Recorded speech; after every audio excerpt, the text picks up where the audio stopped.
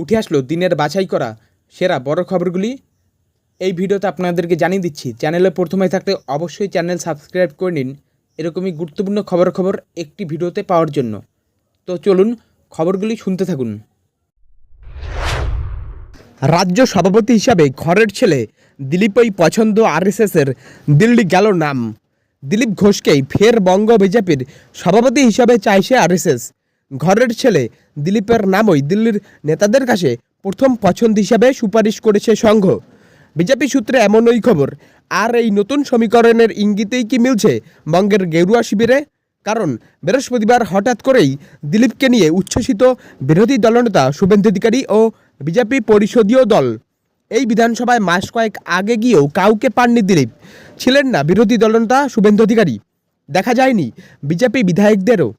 সেই ছবি আমূল বদলে গেল বৃহস্পতিবার। জন্মদিনে বিধানসভায় পা রাখতেই উৎসবের সংবর্ধনা দিলীপ ঘোষকে। দিলীপ ঘোষ বিধানসভার বাইরে পৌঁছেছেন খবর পেয়েই বিরোধী দলনেতা নিজে গাড়ি বারান্দায় গিয়ে তাকে সাদর অভ্যর্থনা জানান। বিধায়ককে সঙ্গে নিয়ে ঘরে নিয়ে গিয়ে মিষ্টিমুখ করান, গায়ে চড়িয়ে দেন উত্তরীয়। প্রায় গলাগলি ছবি তোলা থেকে হাসি মুখে গল্প, শেষে দীর্ঘক্ষণ একান্তে দুজনে বসে নানা আলোচনা। আবার বিকেলে সল্টলেকে বিজেপি দপ্তরে দিলীপকে মিষ্টিমুখ করিয়েছেন রাজ্য বিজেপি নেতারা। ফলে এই ছবি জন্ম দিয়েছে রাজ্য বিজেপিতে নতুন সমীকরণের। তবে কি দিলীপ সত্যি বড় কোনো পদ অলঙ্কৃত করতে চলেছেন? আর তার ইঙ্গিত পেয়েই কি দিলীপের সঙ্গে সমস্ত খারাপ সম্পর্কে ইতি টানলেন শুভেন্দু? গেরুয়া শিবির সূত্রে খবর, আরএসএসের তরফে দিলীপ ঘোষের নামই পরবর্তী রাজ্য সভাপতি হিসাবে প্রথম পছন্দ হিসাবে গিয়েছে দিল্লির কেন্দ্রীয় নেতাদের কাছে। অঘটন না ঘটলে পরবর্তী সভাপতির তালিকায় 1 নম্বরে রয়েছেন মেদিনীপুরের প্রাক্তন সাংসদই। 2 নম্বর নাম রাজ্যসভার সাংসদ তথা দলের মুখপাত্র শ্রমিক ভট্টাচার্য। এই নতুন সমীকরণের জল্পনার মধ্যেই শুক্রবার বিধানসভায় বিজেপির পরিষদীয় দলের ঘরে দেখা গেল রাজ্য বিজেপির সাধারণ সম্পাদক অমিতাভ চক্রবর্তী। স্বাস্থ্য বিমায় জিএসটি নিয়ে সরব মমতা, আন্দোলনে নামার হুঁশিয়ারি। স্বাস্থ্য ও জীবন বীমা থেকে জিএসটি প্রত্যাহারের দাবিতে কেন্দ্রীয় অর্থমন্ত্রী নির্মলা সীতারামনকে চিঠি লিখলেন বাংলার মুখ্যমন্ত্রী মমতা বন্দ্যোপাধ্যায়।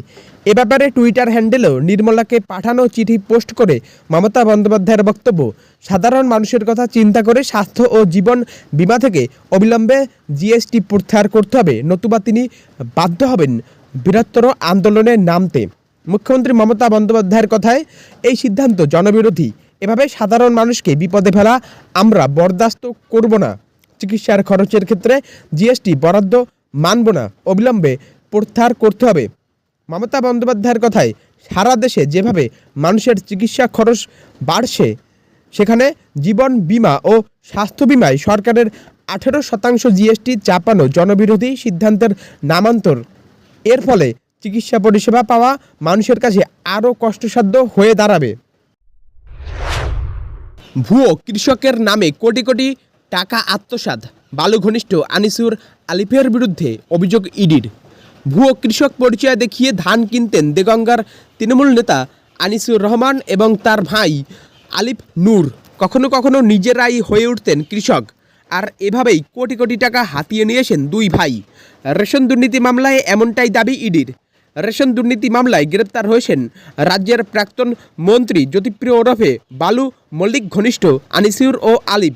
টানা 14 ঘন্টা জিজ্ঞাসাবাদের পর দুই তৃণমূল নেতাকে হেফাজতে নিয়েছে এনফোর্সমেন্ট ডিরেক্টরেট। ধৃতরা রেশন দুর্নীতিতে আরেক ধৃত আটাকল মালিক পাকিবুর রহমানেরও ঘনিষ্ঠ ছিলেন। শুক্রবার আনিসুর ও আলিফকে আদালতে পেশ করানো হয়। এদিকে দুই ভাইয়ের গ্রেপ্তারের পর থেকেই একের পর এক চাঞ্চল্যকর তথ্য প্রকাশ্যে আসছে। ইডি সূত্রে খবর, 4টি রাইস মিলের মাধ্যমে দুই ভাইয়ের 45 কোটি টাকা গড়মিল পেয়েছেন ইডি আধিকারিকরা। 2018 সালের পর কৃষকদের থেকে চাল কেনার জন্য অনলাইন পোর্টাল তৈরি করে রাজ্য সরকার। সেই পোর্টালেই ভুয়ো চাষিদের তথ্য নথিভুক্ত করে সরকারি টাকা আত্মসাতের অভিযোগ উঠেছে আনিসুর ও আলিফের বিরুদ্ধে। অন্তত 100 জন ভুয়ো চাষির নথি খতিয়ে দেখা হচ্ছে। ইডির দাবি, জেলবন্দি প্রাক্তন খাদ্যমন্ত্রী জ্যোতিপ্রিয় মল্লিকের সাহায্যে ধানের সহকারী মূল্যের 45 কোটি টাকা হাতানো হয়, আর আত্মসাতের কোটি কোটি টাকা ঘুরপথে জ্যোতিপ্রিয়র 3 সংস্থার অ্যাকাউন্টে যায়। এখনও পর্যন্ত 4টি মিলের খোঁজ পেয়েছেন ইডির আধিকারিকরা। তার মধ্যে 3টি রাইস মিল, 2টিতে আটা উৎপাদন করা হতো। জলে ভেসে মৃত্যু একজনের, বিপর্যস্ত দক্ষিণবঙ্গ, খোলা হলো কন্ট্রোল রুম। নাগার বৃষ্টি, তাতে বিপর্যস্ত দক্ষিণবঙ্গের একাধিক জেলা। জলে ভেসে শনিবার রাতে আসানসোলের কল্যাণপুরে মৃত্যু হয়েছে এক ব্যক্তির। এদিকে গন্ধেশ্বরী, দ্বারকেশ্বর, শিলাবতী, কংসাবতী সহ জেলায় জেলায় একাধিক নদীর জলস্তর বেড়ে কার্যত ফুসছে শুরু করছে, যার জেরে মেদিনীপুর, বাঁকুড়া, বীরভূম, নদিয়া, হুগলি এবং বর্ধমানের একাধিক এলাকা ইতিমধ্যে জলমগ্ন হয়ে পড়েছে। তারপর ডিভিসি জল ছাড়ার কথা জানিয়েছে, ফলে পরিস্থিতির আরও অবনতির আশঙ্কা করা হচ্ছে। পরিস্থিতি মোকাবিলায় প্রশাসনের তরফে সংশ্লিষ্ট জেলাগুলিতে কন্ট্রোল রুম খোলা হয়েছে। জলমগ্ন এলাকায় নামানো হয়েছে বিপর্যয় মোকাবিলা বাহিনীকে। জানা গেছে, শনিবার আসানসোলের কল্যাণপুরে গারুই সেতু জলমগ্ন ছিল। শনিবার রাতে 4 চাকা নিয়ে ওই সেতু পারাপার করতে গিয়ে গাড়ি সমেত ভেসে যান চঞ্চল বিশ্বাস নামে এক ব্যক্তি। এদিন সকালে নদীর অদূরে তার দেহ উদ্ধার হয়েছে। এদিকে ঝুমি নদীর জল বেড়ে গিয়ে পশ্চিম মেদিনীপুরের ঘাটাল মহকুমার বিস্তীর্ণ এলাকায় কার্যত বন্যা পরিস্থিতি তৈরি হয়েছে।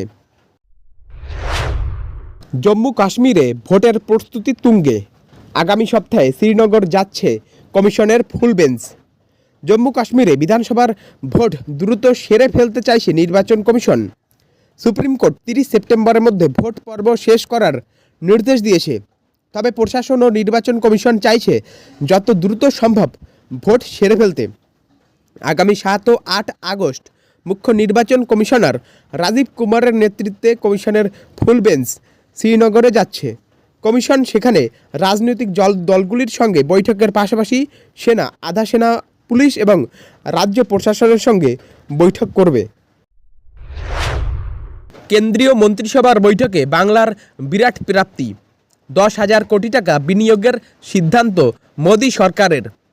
খড়গপুর থেকে মুর্শিদাবাদের মোরেগ্রাম পর্যন্ত 4 লেনের হাই স্পিড করিডরের মঞ্জুরি দিল কেন্দ্রীয় মন্ত্রিসভা। যদিও এই ঘোষণা নিয়ে উঠেছে প্রশ্ন।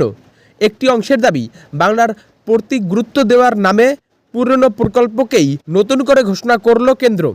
শুক্রবারের বৈঠকে দেশের বিভিন্ন প্রান্তে 8টি নতুন জাতীয় হাই স্পিড রোড করিডর প্রকল্পের মঞ্জুরি দিয়েছে প্রধানমন্ত্রী নরেন্দ্র মোদীর নেতৃত্বাধীন মন্ত্রিসভা, যার মধ্যে রয়েছে বাংলার একটি প্রকল্পও।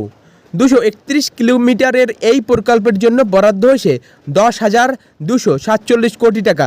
খড়গপুর থেকে মালদহ হয়ে মুর্শিদাবাদ পর্যন্ত যাবে এই করিডর। যদিও একটি মহলের দাবি, এটি শিয়ালের কুমিরছানা দেখানোর মতো ঘোষণা।